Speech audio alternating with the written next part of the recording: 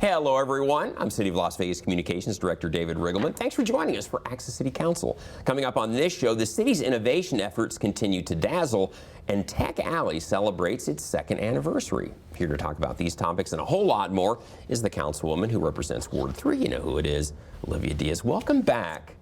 How are you? Melting, like everyone else in the community right about now, but we're doing good.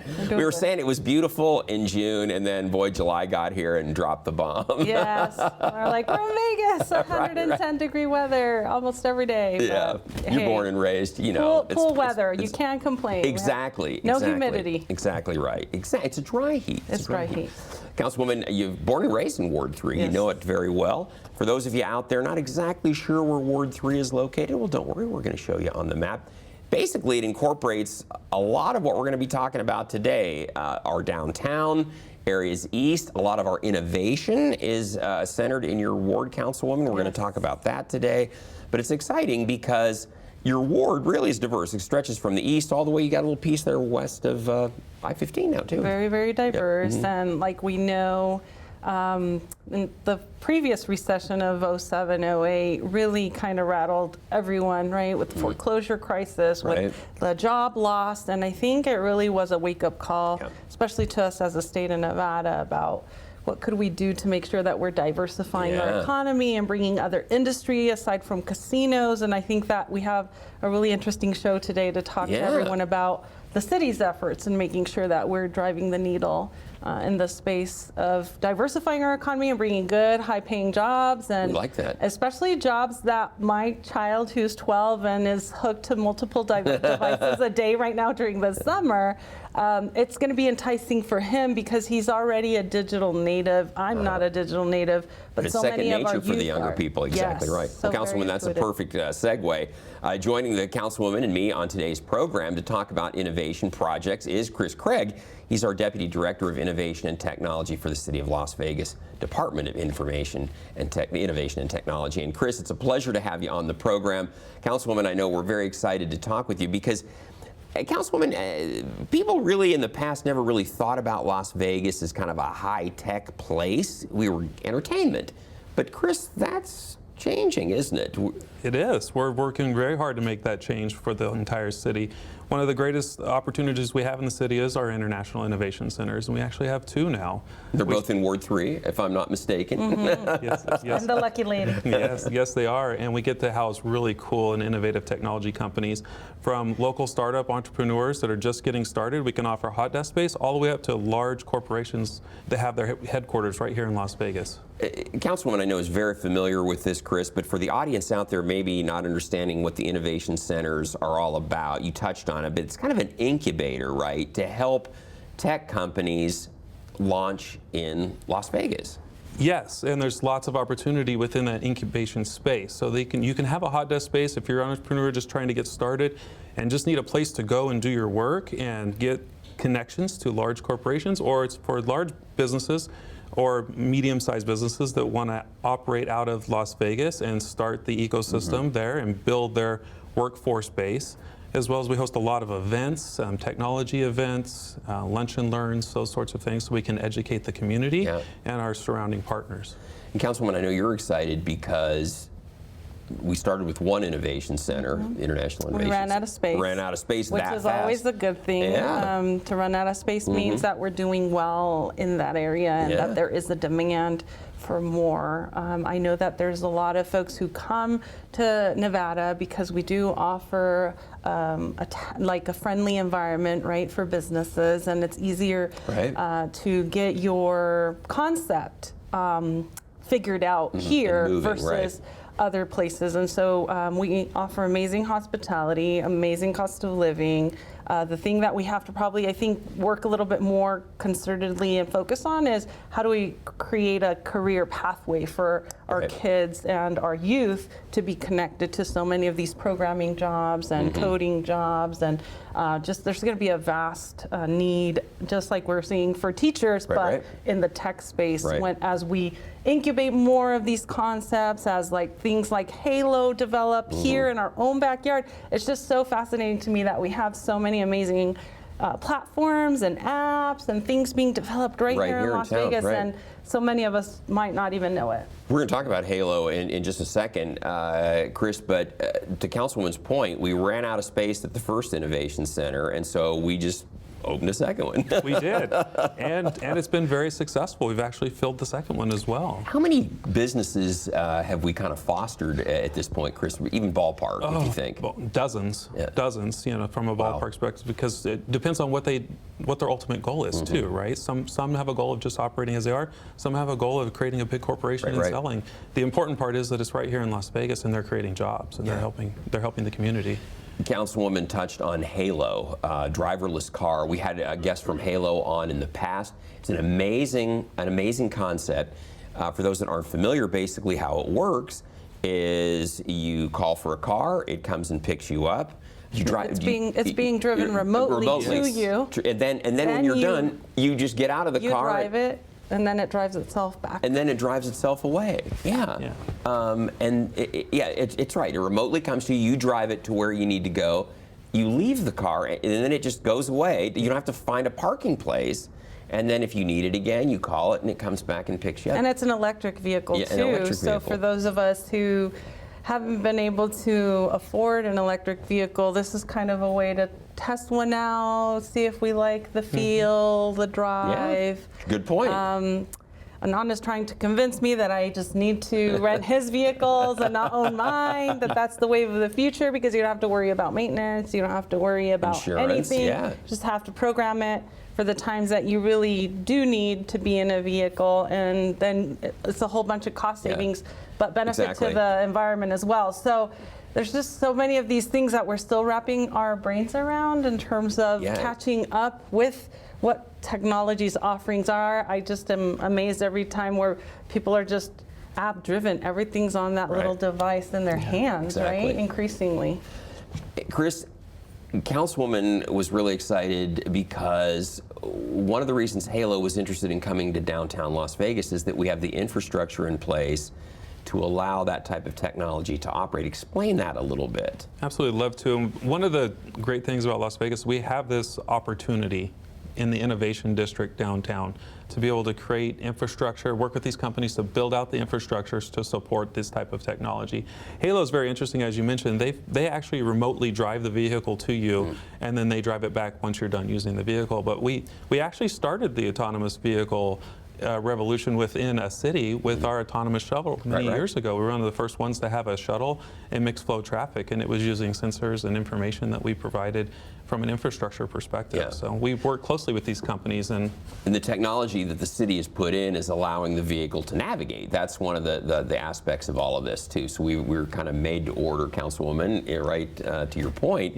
We've created that environment to where these vehicles can operate safely. So when will we see Halo? Do we have an idea when we're going to see Halo actually operating? They already are. Oh, they're already doing it. They are. Wow. You can already go on their website. You can book your car for the hour, whatever timeline that you needed to go to a Raiders game. I'm just saying. Parking's a little bit difficult there. There are certain venues that you just don't want to hassle, and potentially that's if you're not going to be, let's say, drinking alcoholic beverages, right? Because you are in control of that car. Right. It's not like unlike an Uber or right. a Lyft. You have to take control of that car when you're renting it. So it's for responsible drivers who see themselves going to have a good time. They're not going to be intoxicated while driving. That's Halo, but you can go on their website and their platform right now and book it and drive it. I remember our guest from Halo that we had on in the past talked about, most of the time, most of our cars sit idle. We drive them for a time in the morning, maybe at lunch, maybe in the evening, and that's it. And the rest of the time, the car just sits. And Over you're paying. 90% of the time, our cars are parked, and so he's trying to move the needle towards that phenomenon not having to take place. Pretty cool. And his name is Anand. So Anand is the owner of Halo. That's right. We had him on. He's the one that's still working on this noggin here to try to. Smart guy. Yeah. I'm like, wow, I guess when you get to it, but you have to be someone who's very organized and structured to know exactly when you need that vehicle. You need good partners, especially in government, to make that kind of thing happen as well. And then anything Absolutely. else within our smart city realm that we're working on and making sure we have? So many things. We're actually outfitting parks with lots of sensors to make them safer for the community and for our marshal services to be able to respond differently and more effectively, as well as our parks and recreation staff, so they can work better with maintenance and taking care of our parks within Smart the city. parks, yeah. Yes. Pretty cool. And then, Chris, I know this is very near and dear to Councilwoman. We really are also trying to improve internet connectivity with people in the older areas of town. How are we doing with that? That's absolutely critically important, right? It provides access to education and to jobs and to information from the city and around the world. So we're working with many different companies across the globe to bring different types of internet connectivity to the city and build out the infrastructure for the future, and reach them at their home so that they can get connected and look for jobs, look for opportunities within the city, and education. That was the thing. We saw that during the pandemic, Councilwoman. There was so much remote learning and a lot of students that didn't have that high-speed internet at home or that connectivity at home. It really was a problem. It was, So- and I just want to laud our tech department. I don't think we give ourselves enough credit or kudos, but we do try to move the needle so much faster when we see a need. And I know that Dr. Malich with YDSI and Mike Sherwood and Craig and Chris, and I'm saying your last name first, and all of their folks, we put our heads together and we come up with solutions, and we see a need and we step up and we set up these amazing programs that are now helping folks make sure that they have the connectivity necessary for their jobs, for their education, especially want to make sure that those training programs are just a click away for them. Yeah, and Councilwoman, you and your colleagues on the council are making sure that that's a priority for us too. So, well, Chris, great discussion. That was really an interesting conversation. The best is yet to come, clearly, when it comes to innovation. And we want to thank you for being our guest on this segment. We need to take a quick break here because when we return, our next guest is going to talk about the second anniversary of a monthly event that's growing our high-tech business community here in Las Vegas. That's next, right after this. Mario fue pintor más de 30 años. Cuando Mario me dijo que tenía problemas en el trabajo, que se le estaban olvidando las cosas, fue difícil. Yo le diría a la gente que le diga a su familia lo que está pasando con él. Y quiero que me apoyen, que me entiendan y que me quieran.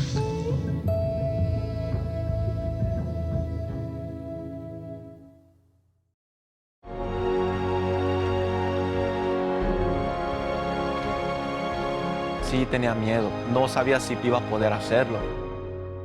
Encuentra clases gratis para adultos cerca de ti en completatudiploma.org. Welcome back, everyone. Have you heard of Tech Alley? Well, if not, our next guest is going to tell us about this collision of high tech, entrepreneurship, and benefits to our community. We welcome Mr. Josh Levitt. Josh, welcome to the program. It's great to have you here. I'm excited to be here. Thank you.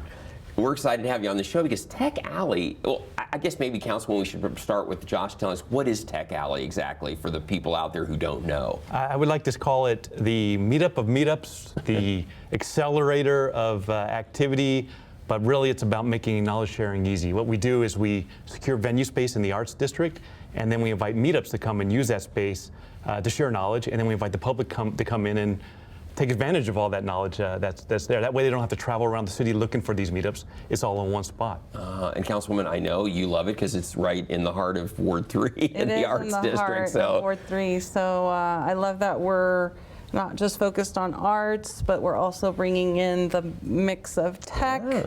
And then sometimes there is a blend in the arts and the technology, and how increasingly artists are benefiting from technology to advance their artwork, right? So was recently there for the second year anniversary. I can't believe that 2 years. Yeah. It's already been going strong, and they had amazing just seminars too. I think it's important to emphasize that a lot of it is to try to provide anybody who's interested in the space the information that they need to make their idea or their concept grow. or like you said in the prelude here to this segment about the collision, how healthy it is for folks looking to invest, to meet the people who have the brains, who have a concept, and people looking to incubate those concepts, or folks who want to be connected to somebody because they're looking for employment in that space. So can you elaborate more about some of the ahas throughout these last 2 years, Josh? Well, I'd say there's a lot of neat opportunities that you said that we see there. And one of them is that creative class. I think that's an important thing to a healthy ecosystem, people that are just eager to share ideas. So that blend of technology, artists, and entrepreneurs in that space has really helped it shine a tremendous amount. In some ways, you get a little nervous because the Arts District is doing so phenomenal right now, and you have a lot of artists that are trying to make new ideas or new marketing opportunities. And so by blending, as you said, with those entrepreneurs, technologists, finding new ways to generate money, I love to think that sometimes it is saving the namesake of the Arts District by keeping artists in that area. Josh, give us some for instances. What are some of the successes that we've seen that have come out of Tech Alley where this collision of business and entrepreneurship and benefits the community? Give us a couple examples. I will, and that's the beauty of what Tech Alley has become. Farther than I ever imagined was that you can see ideas go into market. And I do see that where people have gotten together and then they're pitching their idea at a pitch event, and they say, we happen to meet at Tech Alley. I mean, I have a business that started from Tech Alley, which was just an idea of getting 3D printers in every library in the state. And I actually, it was just a goal of mine. I shared it out to a bunch of entrepreneurs. Actually, my co-founder of our company, he's 18 at the time, said, I like your idea, let's talk more about it. After some while, I said, I like my idea, let's talk about it some more. And it's been launched. And it's a potential high-growth startup. And that's simply because you had the right entrepreneurs, the technology, the investors that gave good advice, and we were able to accelerate idea to market within 7 months. That's amazing. Yeah, and so, I mean, again, I often joke, I say I created Tech Alley so I can hang out with all the cool people in the community, but that's just it. Well, we talk about all the things that make a healthy ecosystem. Another component is that network, that ability to me to sit down and say, hey, I got this idea, and someone to say, well, I want to hear what it is.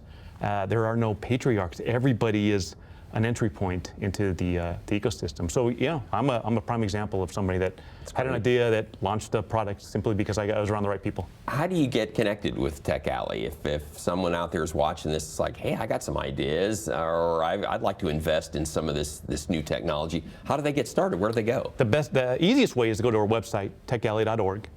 And you can see all of the events that we're having, all the people that are speaking in it. There's actually a Tech Alley magazine now where it talks about the people that are sharing the knowledge, that are writing articles about it. There's a announcement page free for people that want to do press releases. We go ahead and provide that to them, startup stories. So you get a good sense of what the heck is going on within the current ecosystem. If you're just searching out on like meetup.com, we have information on that as well. That gives information about what Tech Alley is and how you can register for it. Awesome. And then obviously we have a Twitter and YouTube account. Yeah, too. So I mean, it's all out there. I think what our biggest goal is we say this, especially in Las Vegas. We might think we have this, or we might know we have this great startup hub. And a lot of technology talent, but unless people outside of Las Vegas know, we're not succeeding. So that's why we went with the magazine. That's why we went with the YouTube channel. So if you miss one of the meetups, you can always watch it on the YouTube, and Instagram is always great. So live, it happens every third Saturday. It's every third month? Saturday. Yep, we have three principles that we stick with. One, it has to be inclusive, meaning anybody can participate. That's one of the reasons why it's not held in any bars, because that immediately kicks anybody under 21. Right. So anybody can participate, no matter how old. It is accessible, which is why it's free to everybody. It's free to the attendees. It's free to the meetups. Lunch is provided by Taverna Casera, which is right there, and they have a great meal that they provide. And then it's consistent. And I think I took that off of like First Friday's idea, right? Where you go, who even runs First Friday? All you know is you show up. It happens every and it's First there. Friday, right? And I think the same thing about Tech Alley. I don't. If you look at the website, there's nothing that mentions me. I don't think. I think I'm the contact at the bottom. But there's nothing that mentions me, because the idea is I want people to think every third Saturday there's just an event if I show up, that no one's actually running it, because it is fully community run. It's the community that's providing the content. It's the community that's providing the networking. It's the community that, that's spreading the word and inviting people into the ecosystem. I'm just there to talk And to Josh, some people. share with the audience what you shared about how you feel our innovation and technology, let's just say incubation, is going.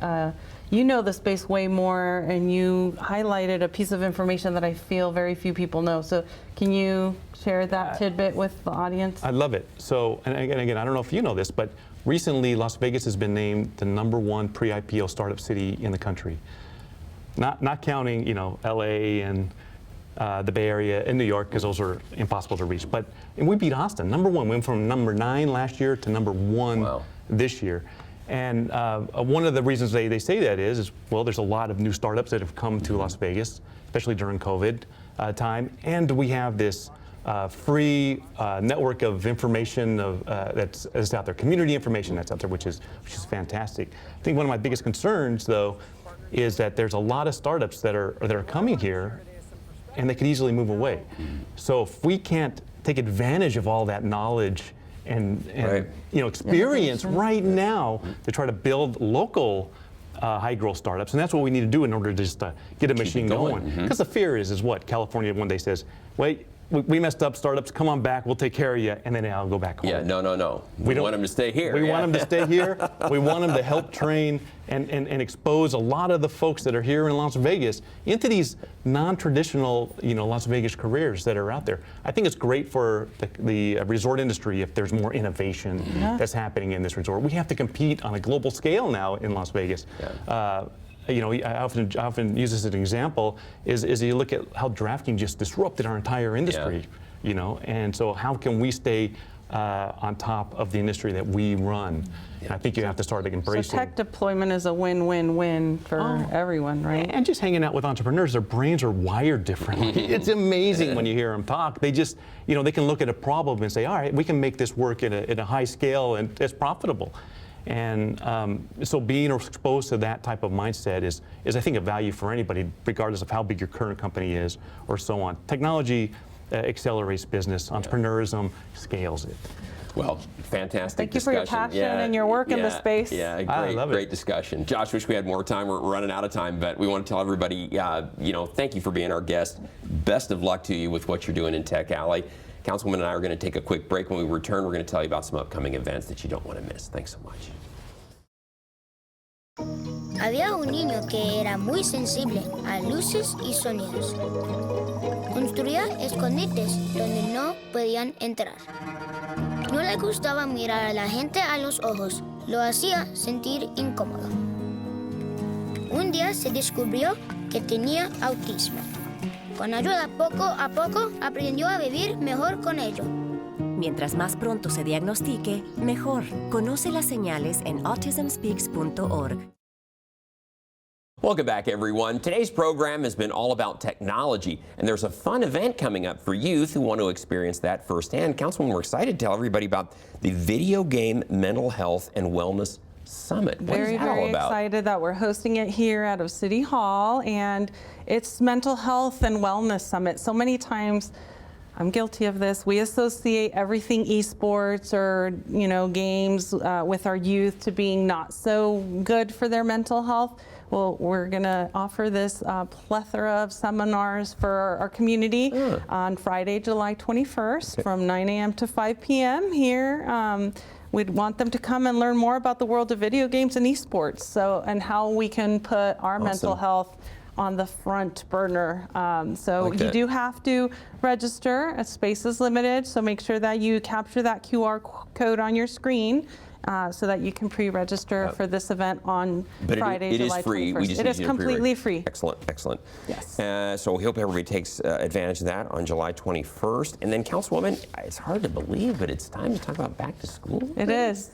July 15th. Less than a month you got a back to school away. fair. I was talking to someone who works in the schools as an assistant to a teacher, and she was telling me they have to go back to school August 2nd. So we Wow, still that's have, early. as parents, our kids at home until the 7th, but just want to make sure you have the resources ready for your kiddos as the date is fast approaching. There are going to be a lot of back-to-school events, and one happening in Ward 3 that we're partnering with the Nevada State Treasurer on is happening out of East Las Vegas Library. Right. That's going to be July 15th, Councilwoman, from 11 a.m. to 2 p.m. So make sure you come by and get all the information and resources that you may need to give your kid the best start to the 23-24 school year. And speaking of the best start, I as a parent just had to go through this, so I just want to remind all of you, if your child is moving up grades from 6th to 7th, we do need to update their vaccines in order for them to be fully re-enrolled for their next school year.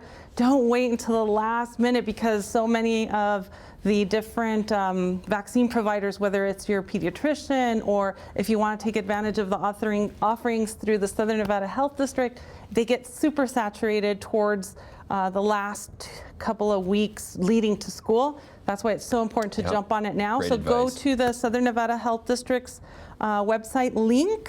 They can offer you the immunization for a fee if you don't have insurance, but they take most insurances too. So if getting into your pediatrician is an issue, they can't see you because they are slammed sometimes, make sure you look at the health district various locations. They have the main public health facility there on Meadows Lane. They have the one in Ward 3 that I want to highlight is the East Las Vegas Public Health Center on 2950 East Bonanza Road. It's right adjacent our Strong Start Academy on Bonanza and Wardell. So I recently took my son to get his 2 vaccines there. So if you schedule your appointment, you're going to be in and out really, really quick. And Councilwoman, you schedule the appointment online? You do. So go to www.snhd.info/BTS for back to school, and then it'll give you all of the different clinics and locations.